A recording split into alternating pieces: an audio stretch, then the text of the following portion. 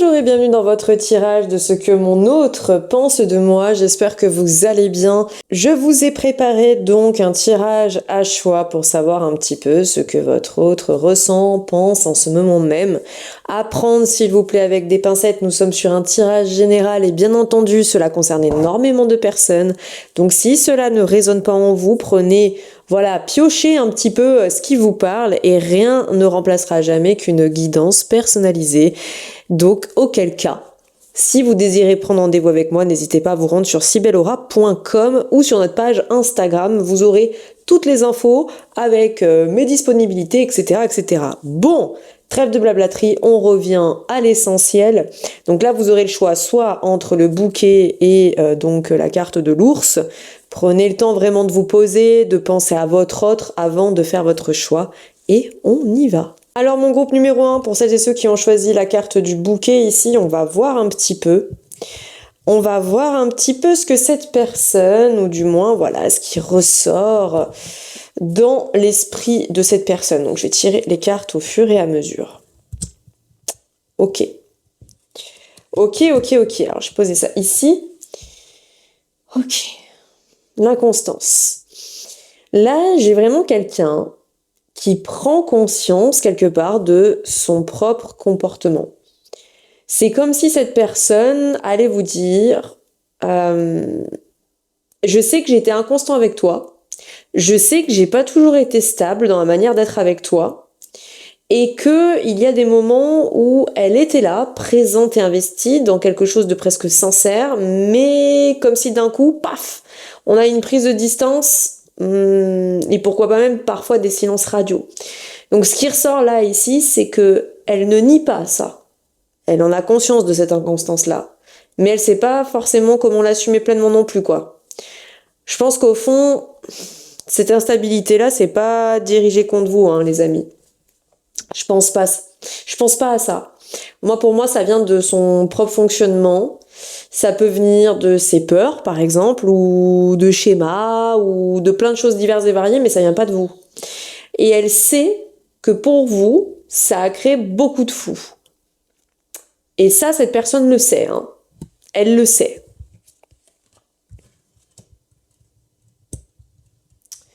Avec la carte de la renommée ici, je dirais que c'est plutôt intéressant parce que malgré l'instabilité qu'on a là, il y a une chose que cette personne surveille énormément.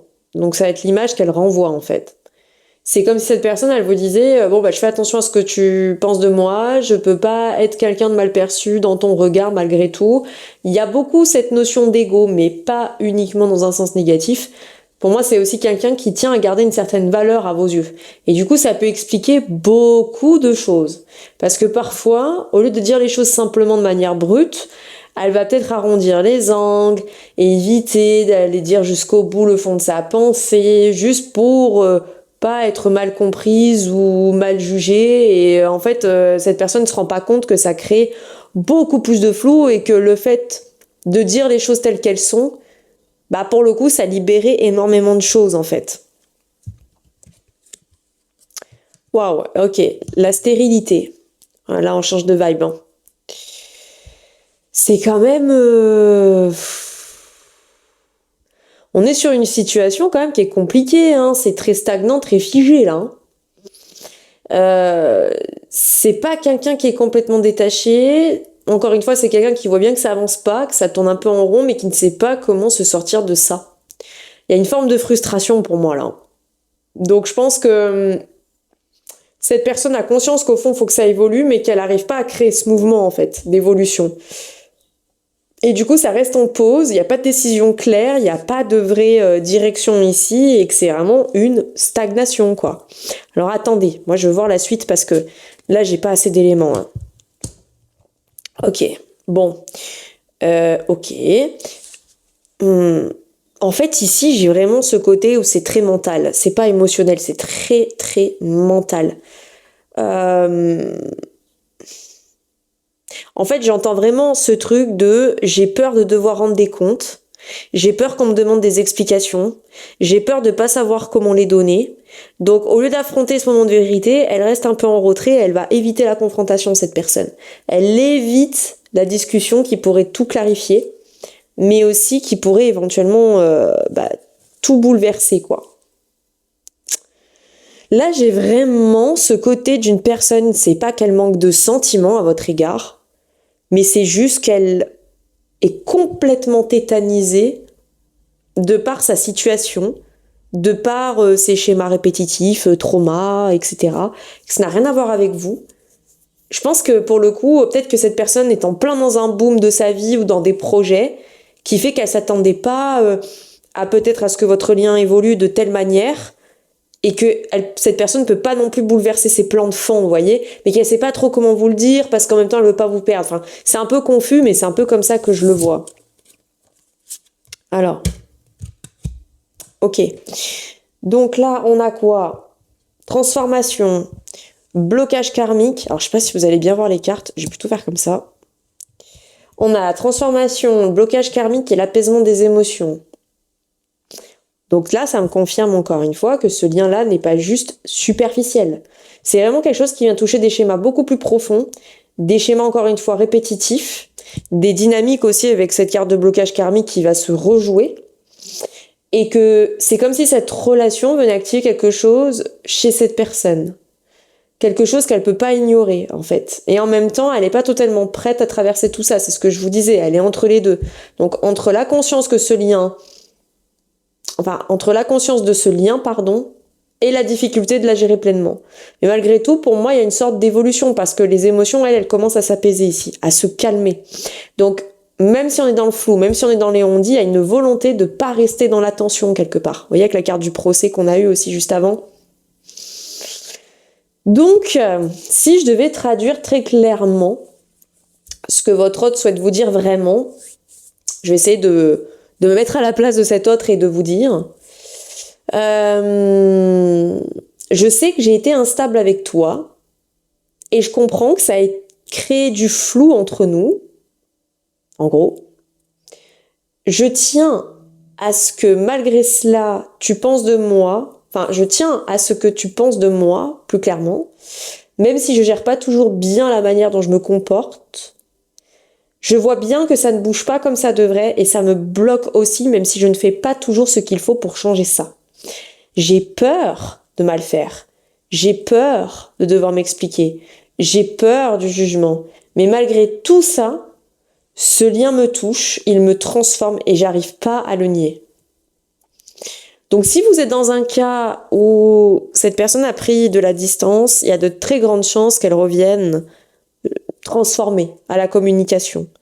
Si vous étiez dans un lien qui commençait à vraiment prendre de l'ampleur, mais que d'un coup il y a un projet de vie de part et d'autre qui fait que ça peut pas vraiment se concrétiser ou qu'on vous demande d'attendre, sachez que cette attente, même si elle va être difficile, elle va être bénéfique, en fait, dans un sens, si vous voulez. Donc on n'est pas dans quelque chose de profondément mauvais, mais je pense que cet autre-là, il y a une notion de timing ici, beaucoup. Cette notion de je dois d'abord régler ce que j'ai à régler, me transformer, conscientiser, comprendre, même si ce lien est profond et qui compte énormément pour moi. Et en même temps, vous, je pense que votre rôle ici, c'est de profiter justement de cet espace aussi de stagnation ou de distance pour vraiment travailler aussi sur votre part émotionnelle, sur vos transformations personnelles aussi, et ce que ça vient réactiver chez vous, mon groupe numéro 1. Voilà. En tout cas, j'espère que ce tirage vous aura un minimum éclairé. Comme je vous ai dit, prenez ce qui vous résonne et n'hésitez pas, si vous désirez une consultation personnalisée, à me rejoindre sur sibel-aura.com ou éventuellement à me retrouver sur Instagram. Et n'hésitez pas à aller voir aussi nos nombreux e-books sur l'astrologie, la numérologie personnalisée. Je vous fais de gros bisous, n'hésitez pas à commenter, liker et partager cette vidéo. Et je vous dis donc à bientôt. Allez, c'est parti, c'est à nous, mon groupe numéro 2 pour celles et ceux qui ont choisi la carte de l'ours ici. Donc on va voir ensemble un peu ce que votre autre a à vous dévoiler, a à vous dire. C'est quand même important ici. Alors, on va démarrer par la première carte. Ok, on a la carte des nouvelles. Là, on est vraiment sur quelqu'un qui a quelque chose à vous transmettre, mais de manière un peu plus directe dans les énergies, donc presque comme une prise de conscience qui arrive d'un coup. Là, j'ai vraiment quelque chose qui arrive comme une ouverture, donc c'est comme si cette personne-là, elle vous disait, il y a quelque chose que j'ai compris, ou quelque chose que je dois t'annoncer intérieurement. Donc là, on est sur une énergie plutôt de mouvement, ici, de prise de conscience, ou pourquoi pas, cette personne va reprendre des nouvelles de vous, ou vous communiquer quelque chose. Donc là, on est vraiment sur une réalisation de quelque chose vous concernant, ou concernant votre lien. Quelque chose qui va peut-être changer la perception ici. Ou comme je vous ai dit, un retour, des nouvelles, un message, etc. Ok. Là, cette personne au fond d'elle vous voit d'une certaine manière. Moi, je dirais que cette personne, elle a quand même du respect pour vous. Elle a une forme d'admiration aussi pour ce que vous représentez. Il y a quelque chose d'un peu plus profond ici. Cette personne se rendait compte que vous preniez une direction, que vous construisez quelque chose, que vous ne restez pas figé, malgré cette distance qu'il y a pu avoir ou cette rupture de contact, vous continuez quelque part à faire votre life, quoi. Vous avancez dans votre vie. Vous attendez pas après cette personne, même si elle vous manque, même si vous pensez à elle. Et ça, cette personne s'en rend bien compte et ça va la marquer. Ça peut même créer une forme de, comment dirais-je, de curiosité chez cette personne, ou une forme de comparaison, mais sans forcément être quelque chose de négatif, mais plutôt, encore une fois, une prise de conscience de votre évolution à vous. Hop. Avec la carte de l'héritage, moi je parlerai ici, l'héritage, on est quand même sur des liens profonds. On est quand même sur quelque chose qui laisse une trace, qui reste ici. J'ai vraiment la sensation que cette personne peut se dire que vous n'êtes pas quelqu'un qu'elle peut juste oublier et laisser derrière elle comme ça.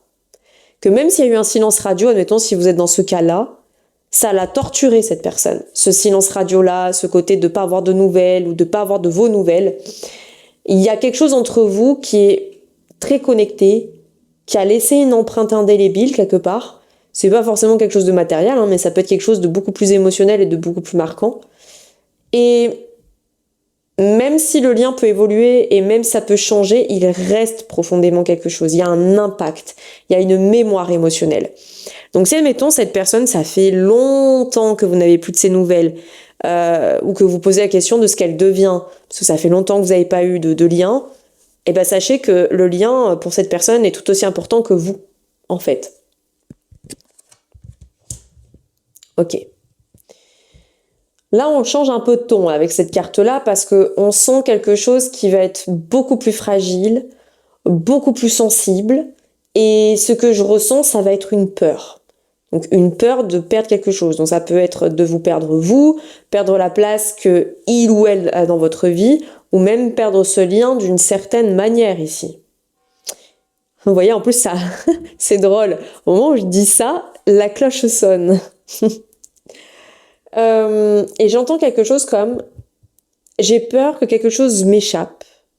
J'ai peur que quelque chose me glisse entre les doigts ici. » Donc il y a une prise de conscience qui n'est pas totalement acquis, mais ça peut créer un petit choc quelque part intérieur, au fond de cette personne. Moi je pense aussi, quand je regarde ces cartes-là, il peut y avoir aussi vous, dans le sens que vous avez conscience que cette personne, il y avait un lien qui était incroyablement fort, mais que vous avez aussi peut-être perdu beaucoup de plumes, parce que quand cette personne est partie, elle a emporté aussi énormément de choses avec elle, et que ça vous a grandement sensibilisé, grandement atteint. On a quand même à la fois cette notion où ce lien a été très fort, mais a été aussi très fort dans le côté, entre guillemets, obscur, voyez. Donc, c'est difficile, je trouve. Mon groupe numéro 2, j'ai vraiment l'impression qu'on est sur un lien karmique qui est très puissant, un lien d'âme qui est très puissant, mais qui a été très épuisant aussi, en fait.